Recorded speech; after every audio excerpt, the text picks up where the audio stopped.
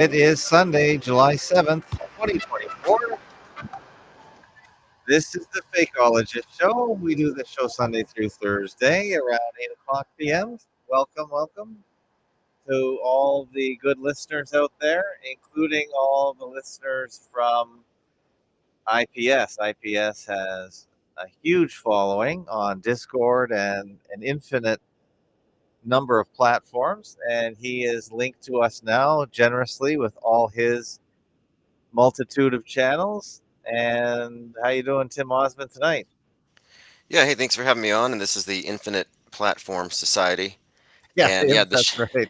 this should be good. So I expect a lot from our chat. We've been getting really busy in the chat rooms these last few live streams. It's hard to keep up. So this should be interesting. And we'll be responsive. So anybody has any questions, and I believe they can call in, but you can count on us responding to your comments.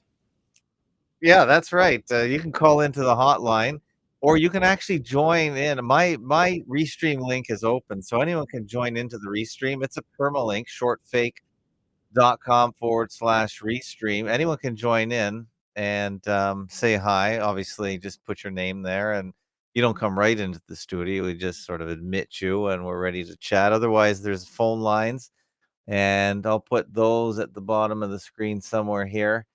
My numbers are perma numbers as well, 810-666-1984 or 902-400-1984.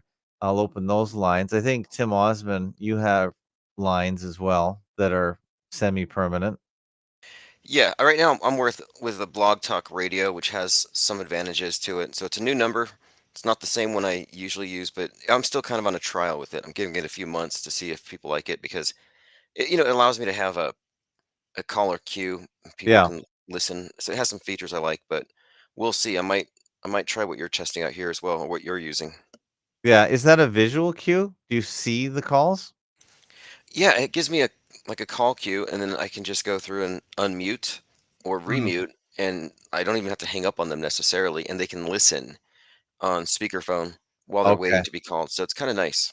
Yeah, I don't have listening while you're on hold yet. That's sort of at the bottom of my list. I know some people complain that they can't hear the show when they're on hold, but they can still tune into the live stream.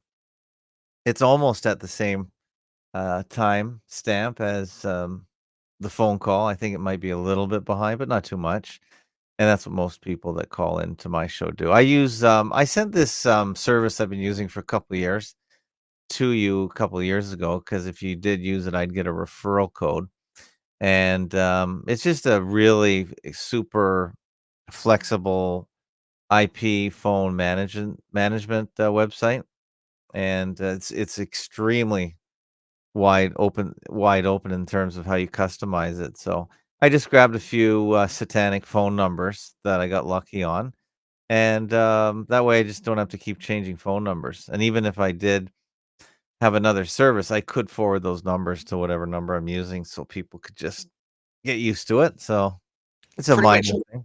all numbers these days are considered satanic by the people who are number Mm. phobic. I have a 999 in mine, and that Yeah. has a lot of them mad. And it's like, well, you can't win if they're going to use a gematria calculator and then turn it into something. It's going to add to something ominous. So all numbers are pretty much evil if people, it's that whole thing. If your only tool is a hammer, everything looks like a nail. And there's a lot of that in Trutherville. It's kind of a typical methodology. Yeah, I'm not really a gematria person. I find it entertaining and it's interesting. I think there are certain numbers that are repetitive and sort of hoax code, like 33 and 9 and 11, I suppose. But overall, I don't put too much credence in it. I guess Zach Hubbard, who I want to have on my show one more time, he's using it for gambling purposes, which is just awesome because the revenue that gambling brings in is incredible. And I guess he only has to be around 50% right, which is a coin toss, to get a pretty good crowd, a pretty good following. So Yeah. it's a good angle, and yeah, and he's so fast at talking numbers and adding them up on his calculators that it seems like he's a genius, really. I think a lot of what you see with these gematria calculators amounts to the Texas sharpshooter fallacy, which means they draw a target after they've already fired all their shots, and then they find a tight grouping, and super focus on that, and they ignore the misses, and it creates this perception that they have predicted something. I'm not accusing him of that, but it's very easy to fall into that as a fallacious way of approaching things and just kind of not being hypercritical of one's own methods. However, it is obviously true that that whatever we're looking at on the news, this strange scripting, yeah, there's obviously a lot of significance placed in certain numbers. It's so obvious you can't even ignore it. It'd be reality Yeah. denialism to say it's not there. Whether the numbers have intrinsic meaning, yeah, I don't know if that even matters. We're talking about deciphering some kind of code, Yeah. and that's pretty much my position on it. Yeah, and the fact that there's an infinite number of calculators, it seems, it's just it's too much, and I guess there's a calculator that fits every story. So it's sort of fake reverse engineering, it seems. Yeah, exactly. And that's kind of my take on it. I arrived at this after the Super Bowl. A lot of people with the gematria calculators were insistent that it was going to get nuked when Taylor Swift arrived, and it didn't happen. And I realized none of these people are saying, "My bad, this is how I got it wrong." They just gloss over their wrong answers and move on to the next bad prophecy. And I decided, hey, after the eclipse, no more false prophets. I'm deleting these people, and I have, because so many people predicted that the eclipse on 4/8 would be a big deal, and it was a massive nothing burger. Well, I found it I we're in Toronto here, we were right in the pathway of the eclipse, we were in the 99% zone, and it actually was pretty amazing as far as it's my 2nd eclipse, and I just knew that it was gonna get dark, and I wanted to experience that, and that's exactly what happened. It did get dark for about 5 minutes, and it is kinda bizarre, but, of course, when there's a big thunderstorm, it also gets pretty darn dark as well, but this was a little different, and I was able to watch the eclipse with my camera. I'm pretty sure Samsung didn't substitute their imagery for what I was pointing my Samsung device at, but, I still think it was pretty awesome, and I don't really have a good astrological explanation other than just believing whatever the nature of the solar system is, as we're told, and, I enjoyed it, but no, I really wasn't worried about the end of the world any more than any other day. Did you have the glasses on that allowed you to look at it directly with the dark No, lenses? because well, there was a lot of cloud cover, so I got to see it in between cloud cover. We had pretty low cloud that day, so I didn't I looked at it through the camera. I wasn't worried about burning my eyes because it was fairly diffused, but it was still extremely noticeable. I could see the circle of the sun, and I saw the moon covering it up, or the second moon, or the black moon, or whatever. Something was covering it up. So, yeah, I actually videoed it and I think I put it on FakeOtube, Okay, okay. fakeotube.com. So it is there, and that is my video. So now I've taken a picture of the moon before with my Samsung S23 device, and, that's when I learned that I was suspicious of it, and I had an amazing picture, and then someone said it's because Samsung substitutes its library of pictures either via the device's ROM, or maybe it's pulling it through the internet and putting it in my gallery saying I took it. So that kinda concerned me. I don't know if you've Interesting. heard of that. I do remember that, and maybe you can find an article related for people who haven't heard of it. I do recall something about the moon. Mhm. If you but let me see. I think was it 2023 we had the total eclipse. I think I saw that one. I was fortunate to park somewhere where a lot of people had those glasses. They were passing them out, and when you're directly looking at it, and Mhm. it was the Ring of Fire. It looked like the Eye of Sauron, and it did go strangely dark everywhere. Yeah, it was It's really very dark. It definitely obscured the sun. Yeah, I videoed it. I have it here, so this is my video. I don't know if let me turn up the Eclipse volume. here. Oh, this is so Let cool. me see if we can We're unmute getting a this. view of the My eclipse. commentary is kind of inane, Oh, so this is so cool. oh. This is really, really cool. We got a little bit of a peek. Anyway, that is Look at that sun. Can I zoom in any more? Oh, neat. yeah, so you can see Oh, there it's was really hard cloud to hold cover, the but camera. I Wow. didn't need to use any special glasses. Maybe I don't know why. I looked at it through the camera. Maybe that helped. But you can see that's pretty neat. That is so cool. Look how fast it's moving away. Wow. Wow, wow, wow. told you I work at the airport, so I'm right under a runway there. So Oh, okay, okay. yeah, no, not a chemtrail in sight, unfortunately. And someone accused me of saying, "Well, why would they don't chemtrail at the airport?" Okay, well, so I love that mm, one. I actually have that in my list of points of my debate. You never see chemtrails over the airports where all the airplanes are. Isn't that yeah, kind of weird? I guess they switch it off, and it's all because no, that's where they land, and their altitude is too low to put them over mhm, airports. And yeah, what you were talking about, it's the Samsung phone that it's what is it? The space zoom feature was yeah. said to be the S23 Samsung Galaxy has a space zoom, and they've been caught. I guess what are they doing? Digitally enhancing or I something? think But it's a substitution. I zoomed in on the moon and I took the picture and I couldn't believe how good the quality was because I've had seen other people with their Apple phones and it's pretty hard to take a picture of a full moon. I'm talking about a full moon, so um I one day I had this amazing image with my Samsung camera. Now I have a P900. It takes really great pictures of the full moon as well. And I often thought that maybe they're built into the ROM of the camera. It's because someone took a picture of their computer screen, which had a full moon on it, and it looked like their picture when they went outside. So anyway, there's a little bit of suspicion there. I can't prove anything, but it's just okay, but consider this. I mean, we're talking about this ubiquitous screen that they use to augment our realities, like they used to do with just basic media, even literature like religions, where you can impose belief systems and constructs into people's minds just through repetition. And these days, it's all done with the screen, where you watch it on TV and then you believe it. Well, now we're becoming increasingly immersed in this simulation, in the uh, this it's what I refer to as a monolithic immersive illusion. But it just seems like if we can't trust our screens because they're lying to us, what happens when we can't trust our screens because they can manipulate it real time, like, augmented virtual reality? And yeah. would it be possible, for example, if they wanted to fake space junk Armageddon or a nuke and Fallout? I don't think it'd be difficult for them to, kind of, it's even more fakeable than ever, I'm saying. It's practically like we have Oculuses on our heads. Mhm, mhm. Yeah, so there's my that's my eclipse photo. I thought that was pretty good. I thought that was pretty firsthand. That's as firsthand as I could get. And it was pretty cloudy that day, so I was pretty happy that there were some cracks in the crowd there in the You know, I cloud.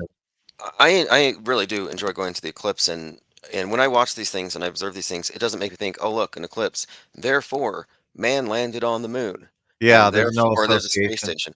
I don't even make that association. And by the way, did you catch Candace Owens talking about NASA faking moon landings and doing satanic rituals? I try and avoid Candace Owen. I did watch her latest yeah, I did watch some of her NASA stuff. And you pointed out on one of your last broadcasts about the new moon faking management movie with Scarlett Johansson, which Fly I me to the moon. Yeah. yeah, so I'm gonna have to download that when it's made available for the pirates of the world, and try and watch it. I called it just from the trailer a hybrid between Capricorn One and Wag the Dog. It seems like they brought both elements together to Oh, mock. yeah. Yeah. Interesting, interesting. And it won't be a big like some people will say, "Oh, they're Hmm. waking people up. This is a truth bomb." No, this is just deepening the illusion. And if anything, that people are going to walk away with, well, if they did fake it, it was to trick the Russians. And at no point does space is fake enter the equation. Yeah, I just call it hoax management. Really, you can't stop the river. Somebody said that on most of the NASA official websites or the promoters of NASA that at least half the comments are just saying space is fake. So it looks like they're just trying to steer that runaway train to where they want it to go with some kind of plausible deniability. But I don't know if enough people care about the fact that they're being faked and hoaxed by NASA, or I'm just not sure it matters anymore. I agree. It's not really within anybody's area of interest. They're what I call low information believers. Mhm. And, and also low information non-believers. When they're told not to believe something, they don't investigate it first. They're just like, oh, okay, I won't believe it. And I make this point that there's a major qualitative difference between low info believers and informed non-believers. Like we tend to know a lot about the stuff we don't believe in, and they just passively accept it. And so no, they're not in a position to suddenly accept this is true. The people who aren't concerned with fake space, there are some leaps you have to take. There's some investigation. You wouldn't expect someone to just flip a switch. So Candace Owens doing this stuff, all she's doing is getting clicks. It's going to get her clicks, gets people to look at it for a minute, and then the spotlight moves on. But Yeah, I that's think she's been kind of released from, what is it, the Daily Beast as sort of this rogue broadcaster element that she is now going to tell the truth now that she's gotten away from the Ben Shapiro sphere of influence. I think that's what they're doing with her, where that's she's her. getting a little, That's yeah. it. 100%. Daily Wire let her go because she disagreed over 10-7. And now she's trying to be this rogue thing. Mhm. Interestingly, though, she accuses NASA of being satanic, and she has recently converted to Catholicism. Well, it Mm, turns out okay. that Buzz Aldrin did the Catholic Eucharist, the Mass, on the moon, and they had Okay. wine. And so you could argue that NASA's covertly Catholic, an Egyptian mystery school, but you're not going to call it satanic. That doesn't make sense. But anyway, I thought that was kind of interesting. I just found that out that Buzz Aldrin literally had communion on the moon. Yeah, in the movie studio. Well, someone I know brought up this little tidbit. Maybe he saw it on one of the social medias, but it's an older story about Big Bird.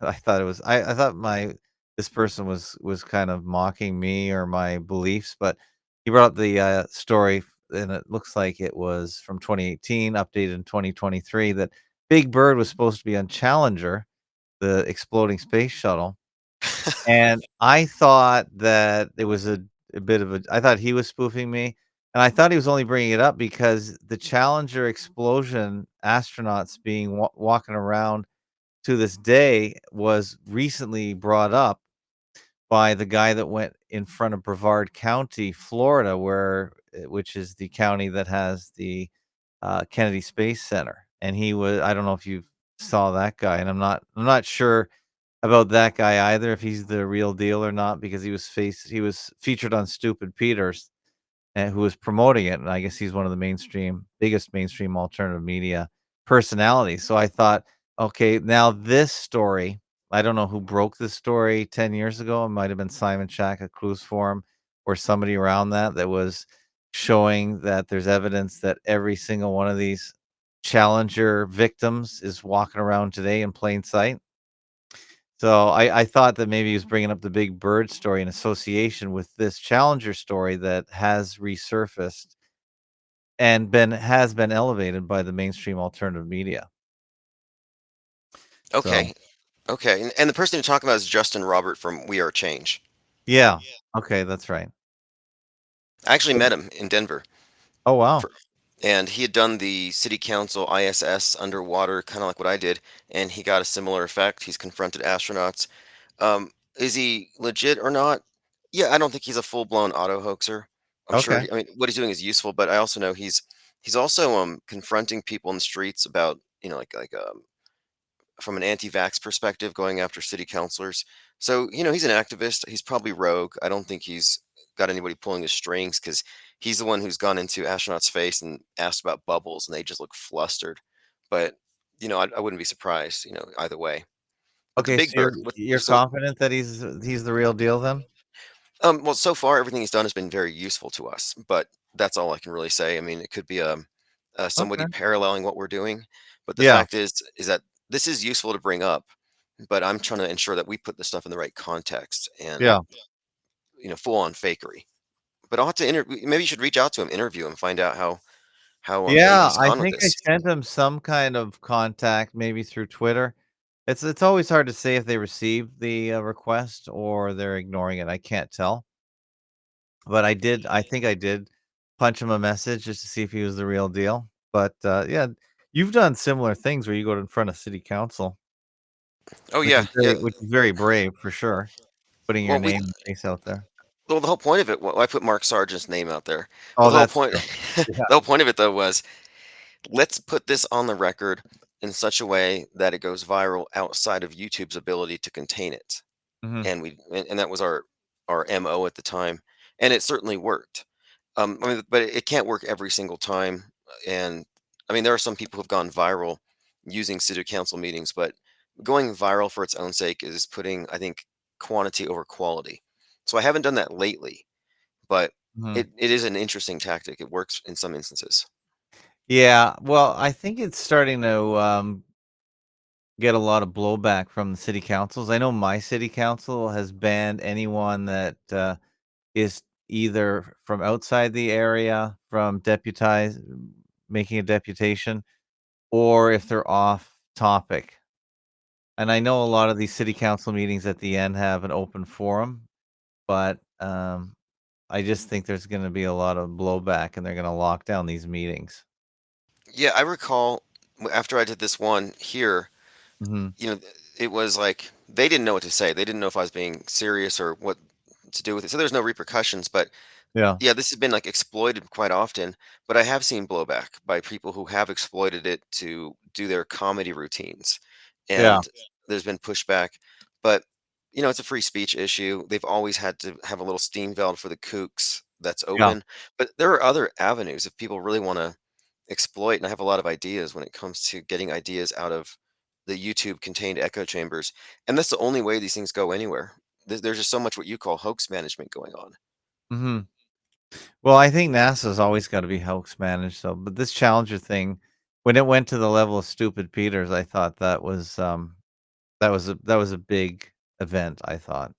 And they cut off, Simon Shack of Clues Forum is the one that made the graphic, and they made sure to cut off any attribution to him and his little icon at the bottom that mentioned his website, so I thought that's not good. I always try and attribute at least to show the Yeah, people that do the work, at least did the graphic. I don't know if he broke the story 10 years ago, but, that's unethical. Honestly, it is because yeah.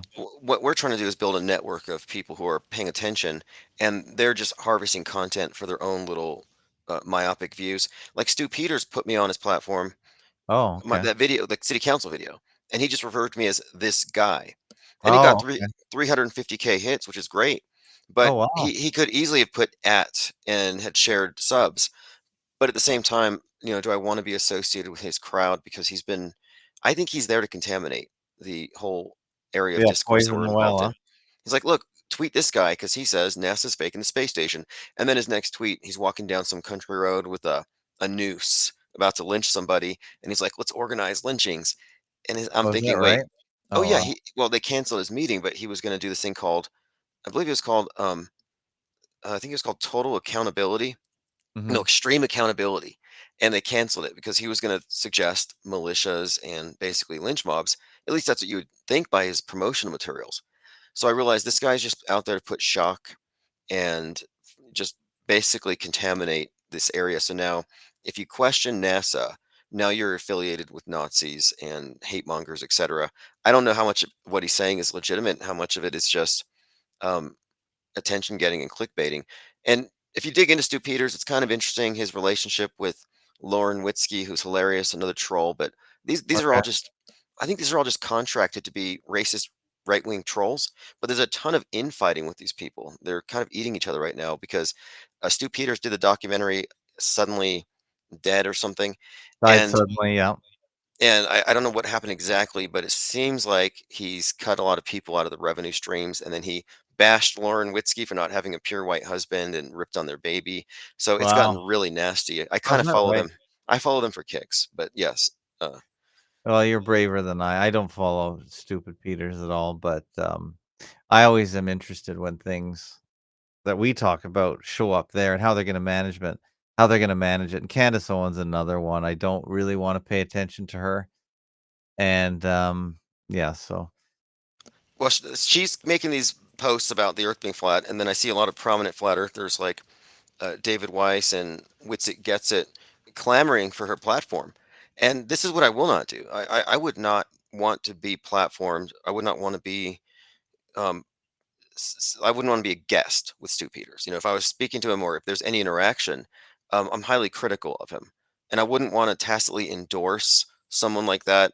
It's like one minute they're chatting you up and you're on the platform, the next minute they got a clan hood. It just looks bad. And Candace Owen is just as bad. In fact, I think she's worse than any of these others because she has a very shallow take anyway.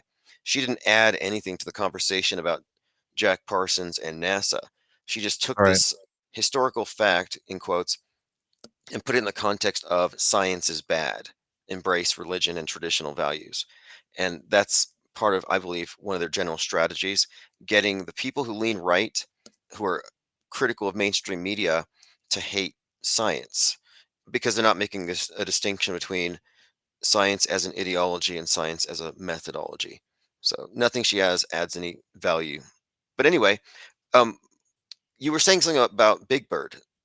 I don't know Yeah, if you. that was the Big Bird story that I had on the screen. Just they were they were just saying that Big Bird was scheduled to be on the fake flight, as it were, and it may have been the end of Big Bird. So that I just I was curious why my friend had brought that up just this week, and I wondered if it was a random post that he had found or if it was being promoted again to tie in with the Challenger story, because I think that story was last month with Stu Peters, and he would have elevated that Okay.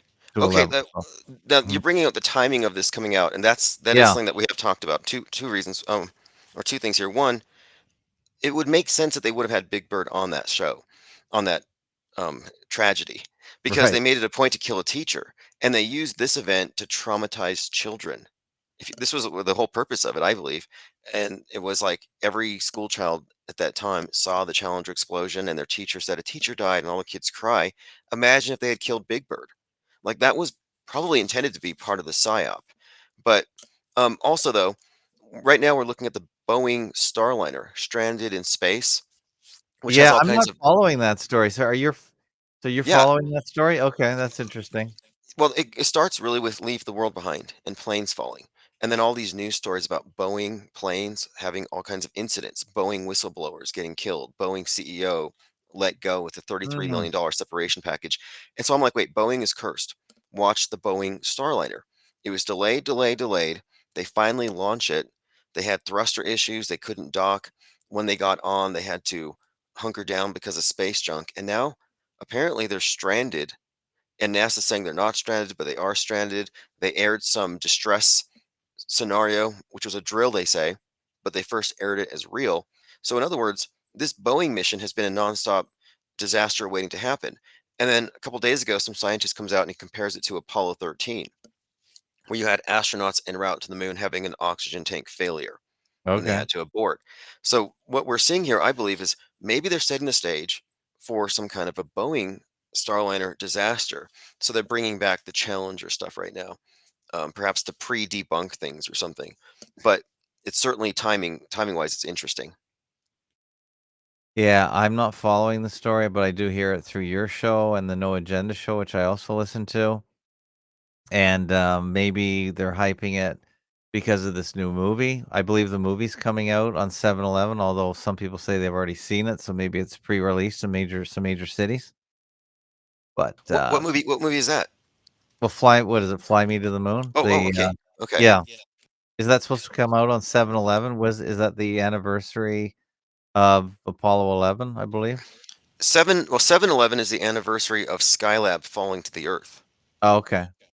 and a couple other things here too. I think we're looking at the Boeing Starliner craft. The capsule is called Calypso, and Mhm. Calypso is the nymph who kept Odysseus stranded for 7 years after the Trojan War before he could begin his odyssey to go back home.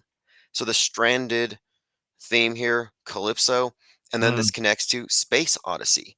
And the movie 2001 Space Odyssey has predictive programming for 9/11, and in my view, for the space station taking a fall. Yes, you've been talking about that for, a couple of years now, for sure. Yeah, in fact, I had pointed out that it would likely be Russia's fault. And Mhm. interestingly, a Russian satellite exploded last week and the space junk parts cause the astronauts to duck for cover. And this was also a theme in that new movie by Francis Ford Coppola, Megapolis, about a New York, but it has this theme of an old Russian satellite. And then the ISS movie that came out last January is Mhm. about Russia nuking America and the Russians and Americans in the space station fighting. So there's this thing in the air right now about the space station. And so the Boeing theme tied into it is just really intriguing here. Yeah, the No Agenda show is just talking about Boeing, how maybe they didn't pay some kind of dues or they're not spending enough on congressmen and they're being shaken down right now. Are they trying to just crash the stock so they can pick it up cheap? There's some financial angles with the whole Boeing story that they're trying to shake the company down. There has to be. In fact, I'll have to look deeper into it from that mundane Mhm. level because there's Yeah. multiple levels to the story. But we're looking at it from leave the world behind as Babylon falls, the internet falls, space station or the airplanes, everything's just falling from the sky. And then this is mirrored in reality with these incidents happening with airplanes consistently. And so we're picking up this theme, and I saw this Boeing Starliner, and I'm like, okay, there's no way this gets off the ground without some kind of disaster. So we were watching it, expecting disaster after disaster, and sure enough, even though it hasn't been spectacular, it has been this consistent buildup. And so we're looking at this thing very much like potential Apollo 13 at the moment, and they're trying to downplay the idea that they're stranded. Mhm, mhm. And Yeah, well, they're trying to create some drama. They need a story, and, we thrive off stories, and this is we got some tension in it. The Steve Stitch, NASA's commercial crew manager, program manager. Do we believe any of these people are real? Steve Stitch, is he the guy that stitches together the pictures of Earth? Because as we know, we have to stitch them together according to the official story. yeah, people may not know this, but your globe is basically a Frankenstein. You Mhm. don't have a single picture of it. Everything is a composite. Yeah, Eh, that's right. Is this Africa in the background? I mean, what are we looking at here? Is this a real picture of Africa, or is it just more, Matt Powerland artwork? Well, let me point out something about this picture. You're looking Mhm. at the capsule, and then you see Africa down below. So you can presumably see 280 miles or something with Right, clarity. You can yeah. see geologic features. If it was I night, you would think see I see a cities. McDonald's down there. Practically, that's the level of detail. Now, when you look at a spacewalk, the light diffuses. It's called light loss, Right. and it diffuses in a way that it only could if the spacewalks were being videoed underwater. If you look Yes, at I heard you scuba say that. divers, yeah, the phrase is light loss. Light loss debunks ISS space station walks, spacewalks. Yeah. Well, this NASA farce, this NASA movie, just it's a movie in real time where they're portraying it as real, and then they have movies. So our brains are just blending the 2 into our reality. Yeah, I believe that's ultimately, and so this is the Calypso. Again, Mhm, Odyssey, Odysseus, Space Odyssey 2001. I happen to think that the Space Odyssey is code mhm, for inner space, mind control. How do they control our mind? By merging it with the movie world, controlling our subconscious, and then putting us into their frame, their stage, their worldview. So I think 2001: A Space Odyssey is two into one, like the Twin Towers now replaced by one, and it mhm, represents, I think, the fusion of the two worlds, the inner world that they give us through the movies and the entertainment, and then the real thing. And I think they have perfectly merged the two to where, yeah, for all intents and purposes, the ISS is a 20 plus year reality TV show, but everybody thinks it's real because we've been put into this alternate reality game. They've merged the two successfully. So I see this, various people, like I think the guy from who used to own Twitter, Jack, what's his name? Jack Dorsey, yeah. Jack Dorsey was talking about deepfake technology is getting so incredible and so difficult to tell that reality is going to be compromised in the future. And it's like these people are speaking as though this hadn't already been accomplished as a goal decades ago. Yeah. Speaking of, platforms, alternative platforms, because I know you're up to date on all of them. Didn't Jack Dorsey start something, another platform with the name Blue in it, I was getting kind of excited about a lot of these alternative platforms to Twitter when Twitter was busy censoring everyone before they started a policy of freedom of speech, but not freedom of reach. And I think it was called Blue Notes or Blue Blue Sky. Sky, yeah, Blue Sky, and then he left Blue Sky, and now he's going. These are decentralized social media, and now he's going to like Nostril or Yeah, Nostr. Nostr, yeah. I signed up for that for a while, but as I heard of the discussion on how they wanted to implement these, it really became clear that they almost had to centralize because the decentralizing had all kinds of pitfalls and problems. So it almost seemed like they create these opposite thesis, antithesis models, and they end up with a thesis in the end. They almost always seem to circle back to where they started from. So, are any of these platforms like Facebook Threads that we heard about in the past, are any of them going concerns? Are they all on the verge of being shut down because no one's going there? I think they're deserts, and I look at X though, Mhm, and I look at the X as a cross because I've mhm. said even before Musk ever talked about buying X, I was saying one of his roles on the world stage is Constantine, that the Mars program represents feudalism, space communism, always has Right. been. Yeah. And one of his objectives is to consolidate a new Bible, which is essentially the media in our smartphone, stripped of all the mis and dis and malinformation that they don't want us to have. So the Yeah. perfected version that gives us our worldview is the new Bible. And that's his objective. So X, when he bought X, he put the big glowing cross in the building. Well, Constantine had a vision of a glowing cross, and he said, "Under this sign, I will unite the empire." And this is when Musk said, "This is the everything app," and he's had these grandiose ideas for everything. Your banking, your dating, everything goes into this one app. Yeah. But we're talking about consolidation of information and the symbol of the X, the cross, ancient symbol, ties into space X. And I'm thinking here that I think what we're really seeing with X is um, I guess they're using it for a few reasons. One of them is, of course, to disseminate a lot of mis and dangerous information from the eyes of the public so they can demonize it and engage in more censorship because Musk is obviously a fall guy taking a hit. But I think largely X is about dominating the marketplace, getting everybody on the same sheet in a very unfair way, obviously, but they need us centralized so that they can manipulate us in a uniform way. Yeah. Well, it's hard to get people to any website at all outside of the big ones like YouTube and Facebook, where a lot of and Instagram, where a lot of the people just identify that those platforms as the internet. They don't even really realize you can type in a website directly into a URL bar. I think most people start at Google. Google was so successful getting everyone to go to their website, and that's how you found other websites. They didn't even know you could just type in an address, let alone an IP address to go to websites. So they've been really successful at corralling people on their individual sites. I like X only because there seems to be, well, I guess they feed me really well at some of the topics I'm interested in, and they distract me from. I follow about 2,000 different people, and I only get the same 10 people all the time. So they're really good at feeding me what I think I want and keeping me away from maybe some of the other 1,000 people I follow.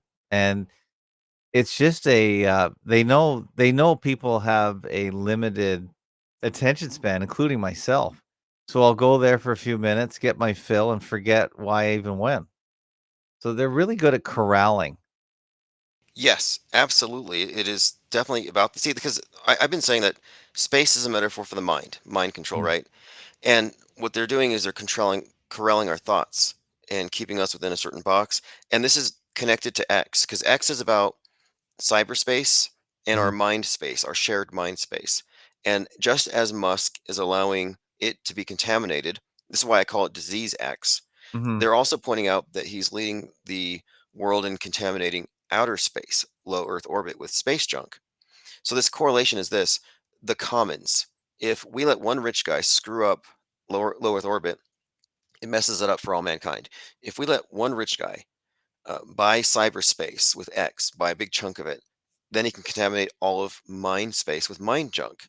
It's too much power in one person's hands. So I think they're trying to illustrate something here about the need to have a sanitized shared commons, and the need for censorship for our own protection because disease X. They've been building this story up for some time. And I think ultimately that's the reason why Musk has X. I think it's part of mind control. It's part of the space program, the inner space program. Yeah, it's amazing how one guy could be responsible for all these influential companies. How does he even manage his time? How can he even think about electric cars and free speech and Twitter and rockets? Does it really make sense that one person has the ability to multitask all these really trend-setting important corporations all at once? Like, who has a brain for that? Who has the time? Who has the interest or the energy? It's beyond reasonable in my mind that one person could be doing all this. It's almost as crazy as having an 81-year-old who should be in a senior's home being a president. It doesn't even logically make sense. It doesn't, does it? And you look at his role in all this on the world stage, and he's like this villain to the left, savior to the right, kind of like Bill Mm. Gates, savior to the left, villain to the right. And recently, we've had space junk from SpaceX landing in North Carolina, out in some farms. And then you had a piece of space junk from NASA hitting home in Florida, and they're suing NASA for mental anguish and for damage to their house for $90,000. So they've made space junk a real thing. They've turned it into a regular occurring thing, and nobody questions it. Yeah, because you mentioned X and because we talked about Justin Roberts, maybe Twitter served me a Justin Robert tweet. I wouldn't put it past it. My Google phone is listening to this podcast probably. And, yeah, this Justin Roberts is doing a couple of things. It looks like I haven't been able to read it while I'm talking to you, but definitely he's focusing on the ISS, NASA, Challenger. I think he's got some anti-vax material in here as well. And this is his timeline on Twitter right now. So he's really bringing a lot of issues to the forefront. Yeah. Yeah, I appreciate what he's doing, although, I have a different approach. I happen to think that it's not enough to say this is fake, that is fake, handing out white pills and pointing out singular issues. I think this is more about the approach to media itself. It's a question of epistemology. Do we automatically believe what we see on the screen, and why? That way, it's like the glasses on They Live. Once you have it on, you see through it all. You don't need somebody to point out every single fake event and everything, every subtle meaning behind each sign. And so, like, I'm looking for the root cause, the roots, the basic frame of reference that gets everybody in the wrong. And to me, NASA is a huge part of that. Sure, it's hard for people to make that leap, but the ISS, I happen to think it's their Achilles heel because its special effects are stuck in 2015. And then I saw the new Chinese space station, and I'm like, okay, maybe they're going to improve their special effects and then phase out the ISS. And no, I don't know if you've looked, but the Chinese space station special effects are even worse. I, Mhm. I, I call it the ISS you get if you order it on Wish. Mhm. Yeah, or Temu. All Yeah, right. You got about 15, 20 minutes left. I like to keep these shows to about an hour on my end. I know usually go a couple hours, I think, on your show. yeah. When I have time, I'd like to go even 2.5 hours if we have callers, and we've been getting pretty active lately. But yeah, we still have a few more minutes, so I guess if anyone has any comments in the chat, we should address those. Yeah, I'm fine with that. You're also on Discord, so you can subscribe to Tim Osman on Patreon. Is that your main place that you receive donations? Oh yes, yeah. I send people to Patreon or ips.monster because it's the IPS site that has all the links, Mhm. and people can, by becoming members, they can get live notifications, and I send out archives via email and keep the network together. Yeah, and my page is fakeologist.com/donate. I don't really mind how you donate. I appreciate any donations as a way to keep going, keep FakeoTube funded. That's my alternative video platform. I still maintain I'm up to 8,000 videos there, and I don't leave my archives on YouTube because I just never know. year to year what's avail what can be talked about and what cannot be talked about. So it's just easier to delete my videos off YouTube and let that be used as just the live streaming platform since so many people like it. But if you wanna support, I've got some crypto here, PayPal, and just anything and everything you can think of for, receiving money. So I don't do this for the money, but I don't mind defraying costs, and I appreciate any and every donations, and I know, IPS does as well because it really helps encourage and, we don't get advertising, and I'm not an e-beggar, and you really don't e-beg at all either. You hardly ever promote your, um, your site for fundraising to help support the site either, so I would like to eventually move into 'cause my next phase here is the tabloid. Having publishing again do the majority of the funding of this because mhm. it is a costly endeavor for sure, and time and research, but it's worth it. The results we get are worth it, and it's worth preserving this. And I've had a few low points financially because of the way the channel's been targeted, but in the last 6 months or so, the IPS channel has been monetized, which is very helpful. I don't Yeah. store videos there, but it adds up and it makes a big deal. It means I don't have to worry about paying the internet at a minimum. So So yeah, YouTube is monetized? You actually make money off YouTube? yeah, and I don't Oh, know okay. if it's because I'm suing them right now, but for some reason, yeah, I've been monetized on YouTube, and it's covered like more than half of the operational costs, including the rent at the office. Oh, that's great. So how do you get pa how so is that just people watching your videos or they run ads on your videos? How does that work these days? I'm sorry, I got distracted by a comment here. He said, "Why call it a tabloid? So you're calling it something known to be all BS." If you haven't seen Men in Black, what Tommy Lee Jones says about the sheets, you wouldn't know, but it's a reference to Men in Black, and that you'll learn more about it later. But the idea that calling it a tabloid is somehow discrediting. Have you seen mainstream media? I mean, we're making a bigger point here. And then who do you think my audience is? Who are we writing for? People who have Oh, already is he figured just stuff saying out. that he's just okay, I don't know what he's talking about because my only concern is does anyone read the printed word? So you're thinking of printing it in on newsprint? Oh yeah, I already have an arrangement with the printer. I've done dry runs and I have the distribution. It's just a matter of content, and I have writers now. So this has been a project that it's been launched a few times in a test form, and I'm ready to produce it full time. And I think it's economically viable. Okay. I'll be releasing it here in the next couple of weeks here, but it's been something I've had on the wing for some time. But it's pretty simple. It's basically a template in Canva, export to the printer, deliver Okay. anywhere in the world in under 24 to 48 hours. But I've had very good results with them. We have a Well, that's distribution good. channel. 'Cause And I'm, our local penny saver just shut down. Even the Flyer, newspaper we used to get, they can't make money. I'm not going to call it a magazine. I'm not going to try to curry favor with mainstream. I'm not trying to fit in, and I'm certainly not trying to gain approval from the brainwashed. We're keeping it a tabloid for a strategic reason. So I'm just explaining to the person who's asking why call it a tabloid. There are some people who are just too sensitive about how they're perceived by the brainwashed, and those aren't the people you should be concerned with. You should be concerned with aggregating the people who've already figured this thing out.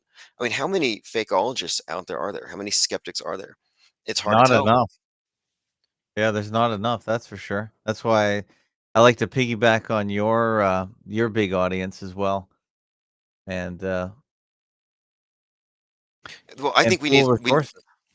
we have to exactly we have to pool our numbers together and figure out how many. And I have a theory, and I'm going to use this tabloid to kind of flesh this out. But I happen to think that you look at the mainstream and alternative, but outside of that, is there a body of people that's comparable to the alternative media? Like, no way.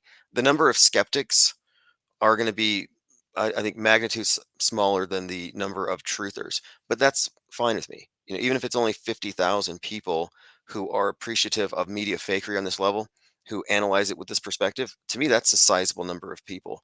And it makes more sense to consolidate around that in principle than mixing in with Trutherville, which is just nothing but misinformation and clickbait these days. Yeah, well, I listen to the No Agenda show, as I've told many people, and they're not fakeologists or auto hoaxers, but they're skeptical about the message they're getting.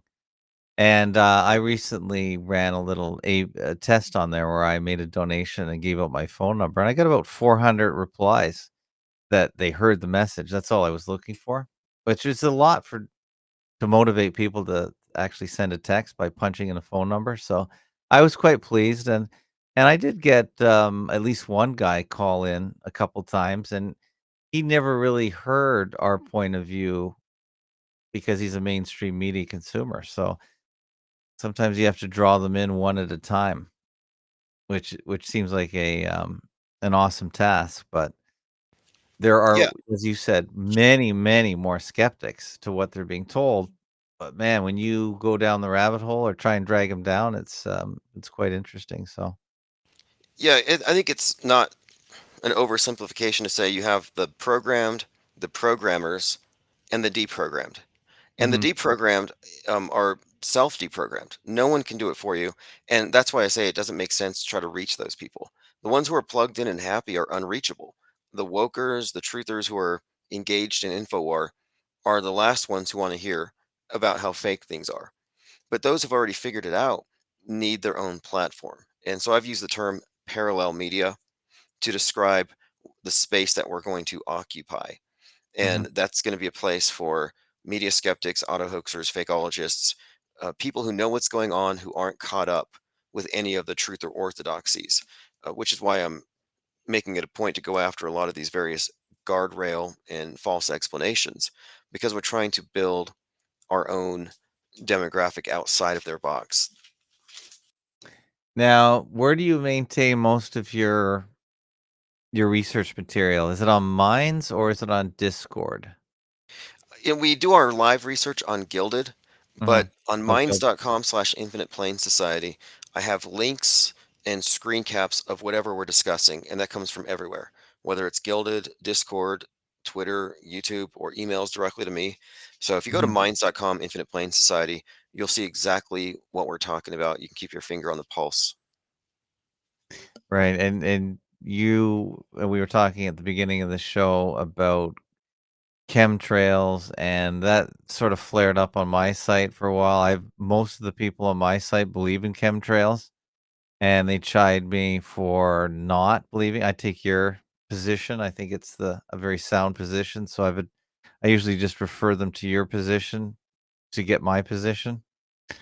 But man, do I ever get a lot of blowback on that one. Here's what I would ask them, because they'll say, "Oh, you don't believe in chemtrails?" And I would ask them, "Well, why don't you know for a fact? Why are you satisfied with merely believing?" And that's the burden of proof that they're unwilling to take. And a lot of people get mad when you shift the burden and you say, "Until you provide it, I'm not going to believe."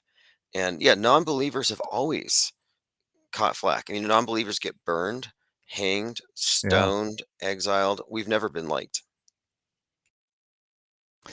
Yeah. Well, again, it's I don't know why people are so hung up on that on the chemtrails. I guess they figure if I don't believe in them, they shouldn't listen to anything I have to say. So it's really interesting how that one gets so much attention. It's a make or break issue with a lot of people. And I've tried to figure this out as well. And I think there's some psychological components to it. For one, it's the only visual evidence of your oppression that you have. Hmm. For a lot of these people, they don't have evidence that where's the UN troops, where's the FEMA camps, where's the men in, they don't have black helicopters, they don't have anything. But then you see these trails and you're like, okay, physical evidence that I'm being oppressed. 5G towers, more of it. So I think it's kind of what you call a hyperstition, and it's become very real to them. And then it builds in to their frame the idea of a they who have malevolence and they can control the weather. And then it always blames the government, the secret government. And this is interesting because it's a mirror of climate change. But climate change blames the private sector and capitalism. But it's the same thing. They Hmm. see everything as a threat to the world. Big trucks, scary.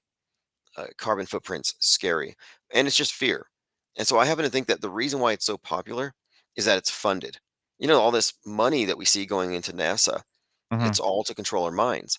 Well, I think there's a lot of funding that goes into chemtrail belief, just as there is for climate change belief. I think it's literally that paid agents, operatives disseminating disinformation, and it's done so in a very strategic way. And that's why nobody knows for sure. They only believe because there aren't any facts to back it. But it's very popular because somebody's paying for it. I see that, and I know you follow or have followed in the past. David Weiss is definitely doing the rounds on some of the major mainstream alternative media sites. Oh yeah, he has Roseanne Barr talking about infinite plane and well not they don't say infinite plane, but they say more Mhm. land, Okay. extra continents. Yeah, and Do you think you could that's get on Roseanne Barr on her show? I hadn't considered it before. I don't That'd be a know. huge boost. I think you'd do very well on that show. I wouldn't want to talk about flat Earth necessarily with her, but I would like to talk to her about, if anything, the role of I guess, comedians and fringe ideas and the gatekeeping of the public mind. Because you'll notice, even outside conspiracy theories, it's always the comedians who are allowed to say things that are just beyond the pale, and then Yeah, society reacts. So that's I because think, you can laugh at it. Yeah. yep. And then, yeah, then it puts in a safe space where you can just laugh at it, and you couldn't say that in any other context. It would be interesting. I Mhm. don't know, though. I don't know. I assume I'm off limits. I feel like I I'm just don't blacklisted. Yeah, well, she talked to a guy named Sean Ross who talks about, Pharaoh and the bloodlines, and, I talked to that guy, he was very hard to get a hold of, in the last week. So she does go to some very different places. I'm not saying Sean Ross is a safe guest for people like Roseanne, because he's Okay. really different, so I think that's the main reason I think she'd talk to you. Because if she talks to Sean Ross, who is talking about some really interesting topics about who runs the world and money and bloodlines, I think that she seems pretty open to different ideas. I don't know where her podcast is, I guess I could look it up, but I did listen to that her talk to Sean Ross, and now she's got, David Weiss on, so I might just listen to that as well. Well, if she got David Weiss on, then yeah, the bar's not too high. I should Yeah. probably make an effort. Yeah, well, that would probably catapult you to a different level, I would say, because I think she has a pretty good following, and she does sorta have this rogue actor element to her that, she's always going against Hollywood, whether that's true or not, I don't know. It's hard to say because see, we're coming from the bottom of this. We're not in their media pyramid, and then she's been at the top of it. And when someone wakes up or comes to these realizations about how fake things are, you're like, well, they came from their own echo chamber. You can't assume they're controlled opposition. They just have a different frame of reference, and so there may be some value there to talk to. But or they could be a gatekeeper. It's I don't Yeah. approach these things with that paranoia in mind, but I do want to know where they're coming from. And yeah, she seems rogue to me. She says too many things that are I'm not gonna say unhinged, but if she was being handled, I think a lot of these things would be off limits. Well, as these people get older, do you think they have less to lose because they have less years to be here? So maybe they're not looking for their next gig anymore. Maybe they're just coasting to the finish line and they can say many more things. Could be. Von Braun supposedly gave out the scripts for the future on his deathbed to Oh, his did he? secretary. Oh yeah, to his secretary on his deathbed. He told her about they're going to fake climate change, asteroids, and aliens, and in Oh, that okay. order. Oh, Yeah, wow. it was some kind of deathbed confessional that she recounted, and so that's a possibility. But I would be I'd be interested in seeing if they could pull that off these days. But you brought up this Samsung phone and how they faked the moon. I'm starting to think that Mhm. they could probably pull it off at this stage. Yeah, maybe. Yeah, that's what I guess you call augmented reality, where they're using technology just to fill in the blanks where they want to fool you on a different level, a more complete level, a more all encompassing level, maybe. I'm not sure, but, I'd have to take some more pictures of the next full moon, so I'll look out for it and do more experimentation. I have an iPhone as well, so I'll try that one too and see if Yeah, there's any, because I think they have similar lenses, if nothing else. but we're just describing a Project Bluebeam scenario. But Mhm. instead of it being literally projected onto the ionosphere or something. It's actually coming from your own device in some way. Yeah. Okay, well, we've been going about an hour. If you've, got anything else or not too much, no action on the phone lines tonight, so I'm gonna shut them down, but, Thanks for we'll having me on. I appreciate this. And we should do more updates periodically. Just so you know, as far as numbers go, yeah. we've got about 130 on my platforms and then about 25 or 30 on the audio streams that I can count here. So there's about 160 people on the IPS side. So where would you want to send them right now? If you can get them all to go to one link and then I'll post it in the chat. Oh, the best link is fakeologist.com. That I really appreciate that. Fakeologist.com. That's my hub. It's always been the hub. That's where you can fork off onto all the different sites. I have a forums, I have a video platform, I have past podcasts where we have these things called audio chats where I record and broadcast just different voices that want to chat about our topics and broadcast and talk to each other. It's a moderated Discord, so you have to actually have a voice and check in with the moderator to make sure you're a real person. But those are very popular. We call them audio chats, and they're usually on the weekend, and they're usually dominated by Australians, which I find fascinating compared to say Canadians. There's really no Canadians, and there are a few Americans for sure, but Australians are just such an interesting group of people. They're really, they do you have a lot of Australians on IPS? We do. We do. And we have quite a few. And at first I was kind of surprised about it. I was like, what is this overlap? But no, there's actually quite a lot. In fact, it's maybe because a lot of the early flat Earth channels were also Canadian. I think there was quite a few, but whatever the reason, it is the case. We are pretty much everywhere if you think about it. We have a lot of people in Australia, probably some Antarcticans listening quietly. We have some Beartarians apparently. Somebody in my stream passes out these gift memberships on YouTube, and so Okay. if you're just lurking and you're in the live stream and somebody buys random memberships, it will put your name on the screen. So and so received a Blue Wrench Lodge membership, and I saw a bunch of bears getting wrenches, which is great. Bear gwins, not a bad So, combination. getting back to YouTube, do you leave your videos up on YouTube? Is that how you generate money? Because they watch those videos? Or is it your lives that generate money? It's How does that the work with lives. YouTube? It's the lives, and I generate memberships and super chat, and then I delete the videos and I upload Okay. them on my backup. I don't keep them up there at all. I don't trust YouTube. I have a feeling the only reason they tolerate me is because we're in the middle of the run up to a lawsuit. And the next update for that, by the way, will be on the 22nd. That's when our pre-trial meeting is. Okay, so you think they're just, placating you or just, assuaging you, I think so. basically? I think they know I was mad and they think they can appease me. And one of their attorneys on the phone even asked me if I would drop it since it's really between me and this other third party.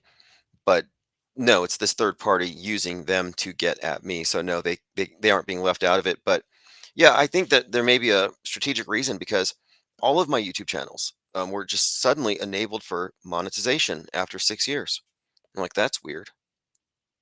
Alright, I'll look into it. So the live is what generates the super chats and the income, and, that's very interesting. So I'll look into it for myself.